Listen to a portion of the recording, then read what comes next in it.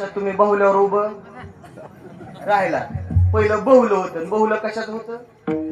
लाकडाचं. सरळ सरळ. मग तो साधू फार बार करून सांगतो, जब मेरी शादी हुई तो ससुर जी ने मुझे पूजा, वो पाठ भी था. गई जवानी आया बुढ़ापा, तो सहारा भी लिया. आता म्हाताऱ्या माणसाच्या हातात लोखंडाच्या काट्या आल्या, पण जुन्या कशाच्या होत्या? आणि एवढे बी नाही उपकार मान्य झाले तर शेवटचे मान्य करावे लागतात. तो साधू म्हणतोय, ऐका, जब मेरी मौत हुई तो चिता रचाने ढेर भी लाया. बिगर लाकडाचा माणूस जाळलाय आजपर्यंत.